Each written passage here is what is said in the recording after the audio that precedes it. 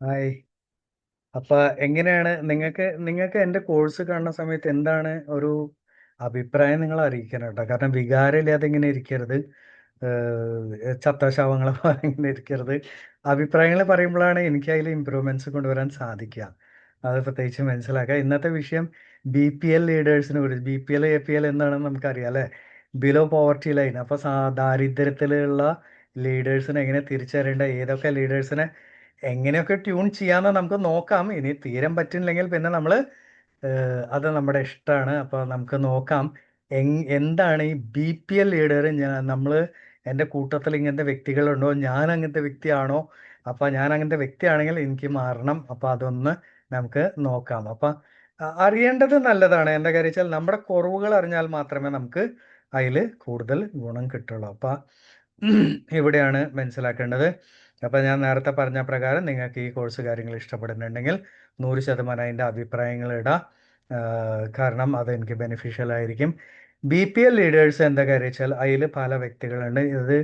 ഞാൻ അത് പെട്ടെന്ന് തിരിച്ചറിയാറുണ്ട്. കാരണം ഞാൻ പ്രത്യേകിച്ച് ഒരു കമ്പനിക്ക് വേണ്ടി ഇതേപോലെ വർക്ക് ചെയ്യുന്ന സമയത്ത് പുതിയത് വരുന്ന ലീഡേഴ്സിനെ ഇൻ്റർവ്യൂ ചെയ്യലായിരുന്നു എൻ്റെ ജോലി. പലപ്പോഴും പല വലിയ വലിയ ലീഡേഴ്സിനെ ഞാൻ റിജക്റ്റ് ആണ് ചെയ്തത്. കാരണം എനിക്കറിയാം അത് അവർക്ക് അവരുടെ ഡയലോഗ് മാത്രമേ ഉള്ളൂ. അവർ വലിയ ഡയലോഗുകളെ പറയാം, പക്ഷെ ഒന്നും അവർക്ക് ചെയ്യാൻ പറ്റില്ല. കാരണം അവർ പറയും, ഞാൻ ഇന്ന കൺസെപ്റ്റിൽ വലിയൊരു പുലിയായിരുന്നു, ഞാൻ ആനയായിരുന്നു, ഞാൻ കുതിരയായിരുന്നു, എൻ്റെ കയ്യിൽ ആയിരക്കണക്കിന് ഡിസ്ട്രിബ്യൂട്ടേഴ്സ് ഉണ്ട്. ഇങ്ങനെയൊക്കെ പറഞ്ഞു കഴിഞ്ഞതിന് ശേഷം ആ ഡേറ്റ് നിങ്ങൾ നോക്കുക. അദ്ദേഹം പറയുന്ന ആ സാധനം അദ്ദേഹത്തിൻ്റെ അച്ചീവ്മെൻ്റ് നോക്കുക. അദ്ദേഹം ഉണ്ടാക്കിയിരിക്കുന്ന ഇൻകത്തിൻ്റെ ആ മന്ത്ലി ഇയർലി സ്റ്റേറ്റ്മെൻറ്റ്സ് ആളുടെ കയ്യിലുണ്ടെങ്കിൽ നിങ്ങൾ നോക്കാം. യഥാർത്ഥത്തിൽ അത് എക്സലൻ്റ് ആയിരുന്നെങ്കിൽ അദ്ദേഹം നമ്മുടെ കൂടെ വരില്ല സാറേ. അങ്ങനെ വരാണെങ്കിൽ 100% he has A very good background. അത് ചോദിച്ചാൽ വളരെ വ്യക്തമായിട്ട് കാണാൻ പറ്റും. വെറുതെ കണ്ണടച്ചിട്ട് വിശ്വസിക്കരുത്. അദ്ദേഹം ചെയ്യും, അപ്പോൾ ആൾക്ക് വേണ്ടിയിട്ട് എല്ലാം ചെയ്യാന്ന് പറഞ്ഞ പോലെ എല്ലാ ചെലവുകളും കാര്യങ്ങളും എല്ലാം അവൻ ചോദിക്കും. വെറുതെ നിങ്ങളുടെ ടൈം വേസ്റ്റ് ചെയ്യരുത്. കാരണം ഇങ്ങനെ പല വിഡ്ഢികളുണ്ട്. കഴിഞ്ഞ തവണ ഏതോ വിഡ്ഢി ഇതേപോലെ ലക്ഷക്കണക്കിന് രൂപയാണ് കളഞ്ഞത്. കാരണം it is a big blunder you are doing. അങ്ങനെ പർച്ചേസ് ചെയ്യാൻ പറ്റില്ല പക്ഷേ. കാരണം ഒരു ലീഡർ എന്ന് പറഞ്ഞിട്ടുണ്ടെങ്കിൽ അത് ഉള്ളിൽ നിന്ന് വരുന്ന ഒരു ക്വാളിറ്റിയാണ്. പിന്നെ ചില വ്യക്തികളുണ്ട് വലിയ ഡയലോഗുകൾ പറയാം. എൻ്റെ ദൈവമേ, എത്ര മാസം വേണം കൈ പൊന്തിച്ച് 1 കോടി രൂപ മാസം ഉണ്ടാക്കുന്നവർ ഒന്ന് കൈ പൊന്തിച്ചെന്ന് പറയുമ്പോൾ ഒരുവിധം എല്ലാവരും കൈ പൊന്തിക്കുന്നുണ്ട്. എക്സലൻ്റ്, ഓ സംഭവമാണ്, എല്ലാവർക്കും കൈ അടിക്കട്ടെ എന്ന് പറഞ്ഞത്.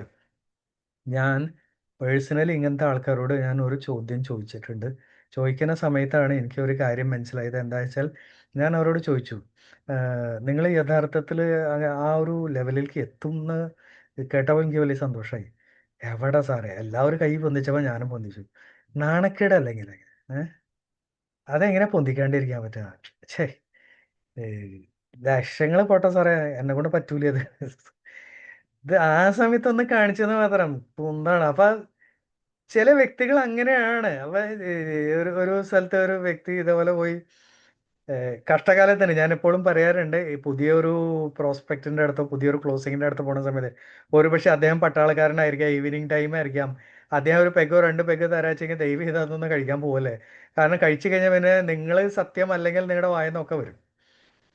രണ്ടെണ്ണം അടിച്ച് ഒക്കെ കഴിഞ്ഞതിന് ശേഷം ലീഡർ അവിടെ ഇരിക്കേണ്ട അതിന്റെ ജൂനിയറാണ് ഈ കഴിച്ച വ്യക്തി.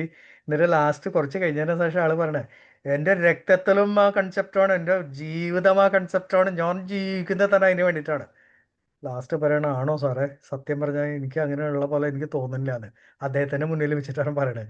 അപ്പൊ ഇത് നം നമ്മുടെ ലിമിറ്റ് മനസ്സിലാക്കുക. കാരണം ഡയലോഗ് പറയാൻ എളുപ്പമാണ്, വർക്കൗട്ട് ചെയ്യാനാണ്.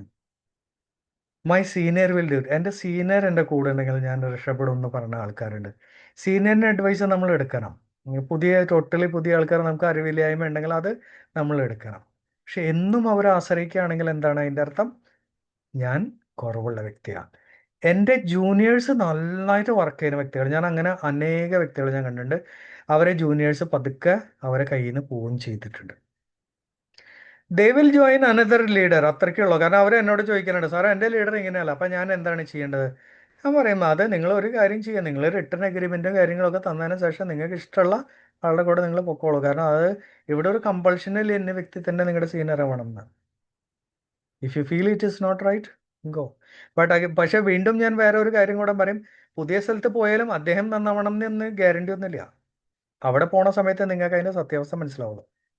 ചില ആൾക്കാരുണ്ട്, ഞാൻ വിവാഹം ചെയ്ത കെട്ടിയോൻ ശരിയല്ല, ഞാൻ വിവാഹം ചെയ്ത ഭാര്യ ശരിയില്ല എന്ന് പറയും. ഞാനൊരു കാര്യം ചെയ്യട്ടെ, ഒരു ഭാര്യയിൽ ഒരു കുറവുണ്ടാവും. അടുത്തതിന് കിട്ടുന്ന സമയത്താണ് മനസ്സിലാവും ആ ഭാര്യന്റെ പ്രശ്നങ്ങൾ വേറെ ആയിരുന്നു. ഓ, ഇതിനേക്കാളും ഭേദം ആദ്യത്തെ ആയിരുന്നു. ഇതാണ് ലൈഫ്. അപ്പൊ അതിന്റെ അർത്ഥം എന്താണ്? ഞാൻ കറക്റ്റ് ആണോ?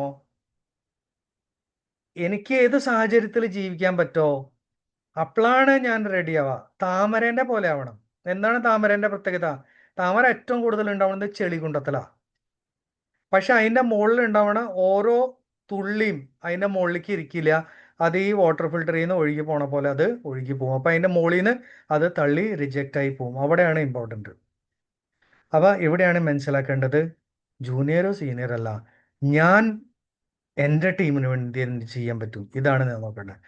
എന്നിട്ട് do your own work. Only 6 or so in 100 become. 100 ആൾക്കാരിൽ ഒരു 5 6 വ്യക്തികൾക്ക് മാത്രമേ യഥാർത്ഥ ക്വാളിറ്റിയിലേക്ക് വരാൻ പറ്റുള്ളൂ എന്ന്. ഇത് വലിയൊരു സത്യമാണ്. അതുകൊണ്ട് ഡെയിലി വർക്കൗട്ട് ചെയ്യുക. ഡെയിലി എന്താ വെച്ചാൽ ഇൻകം പ്ലാൻ, നിങ്ങൾ ഏത് കമ്പനിയാണെന്ന് വിഷയമില്ല. ഡെയിലി 2 3 ആൾക്കാർക്ക് നിങ്ങൾ പ്ലാൻ കാണിക്കാൻ എന്ന് തുടങ്ങുന്നോ അന്നേ രക്ഷപ്പെടുള്ളൂ.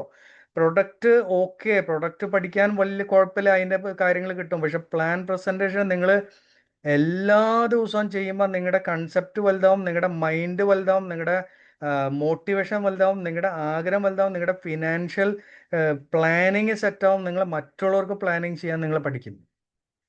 അപ്പോൾ മാത്രമേ നിങ്ങൾ ഇപ്പൊ വലിയ ബിസിനസ്മാൻമാരൊക്കെ എന്താണ്, പ്രൊഡക്റ്റ് മേല അല്ല, അവരെ പ്ലാനിങ് മേലാണ് അവർ രക്ഷപ്പെട്ടത്. റിലയൻസ് 5 വർഷത്തെ പ്ലാനാണ് അവർ സെറ്റ് ചെയ്തിരുന്നത്. പിന്നീടാണ് ജിയോ പോലെയുള്ള വലിയൊരു പുലി മുന്നോട്ട് വരുന്നത്.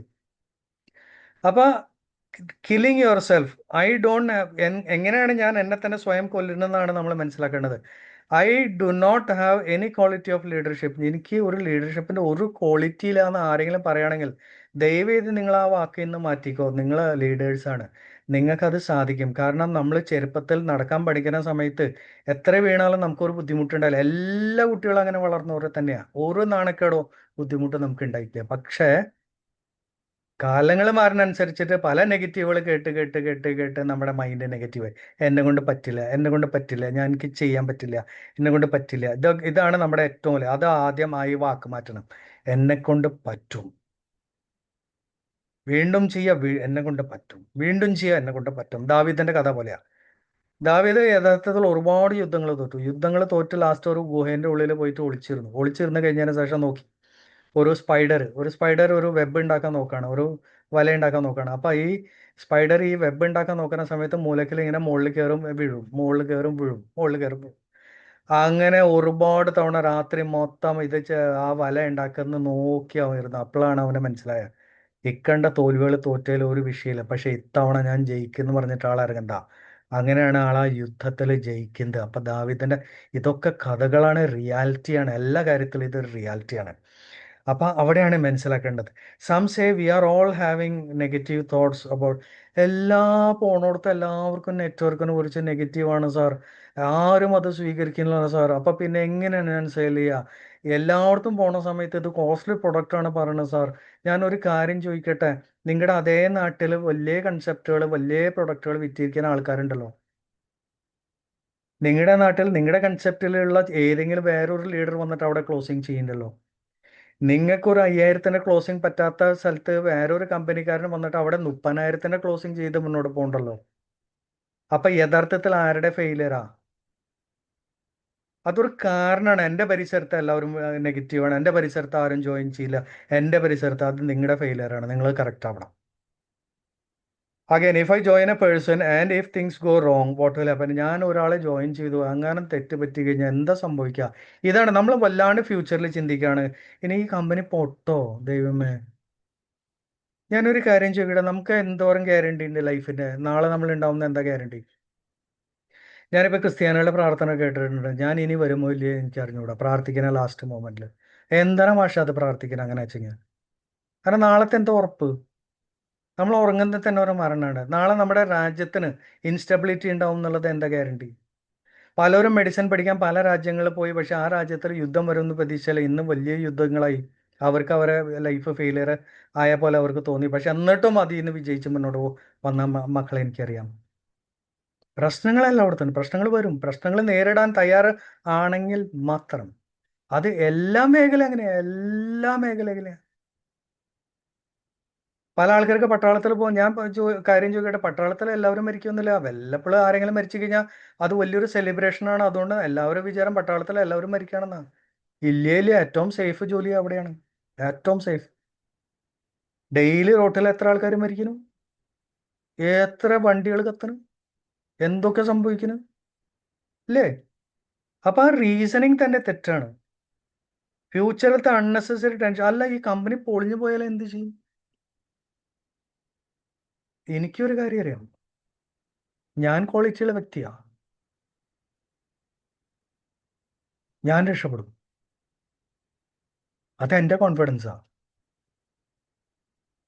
ഞാൻ നിൽക്കുന്ന സ്ഥാപനം ഞാൻ രക്ഷപ്പെടുത്തും.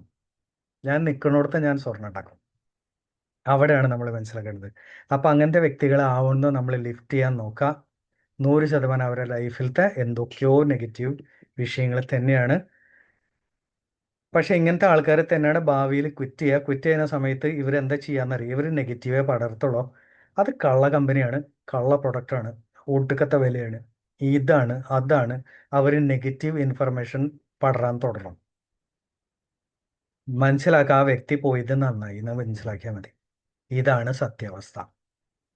അപ്പൊ ഇന്നത്തേക്ക് ഇത്രയ്ക്ക് മാത്രം പറഞ്ഞുകൊണ്ട് 11ാമത്തെ എപ്പിസോഡ് ഞാൻ പൂർത്തിയാക്കി. അപ്പൊ എന്തായാലും എൻ്റെ ചാനലിൽ സബ്സ്ക്രൈബ് ചെയ്യണം എന്ന് ഞാൻ പറഞ്ഞുകൊണ്ട് ഞാൻ നിർത്തുന്നു. നന്ദി, നമസ്കാരം. കമൻസ് കാര്യങ്ങൾ നിങ്ങൾ ഇടണം.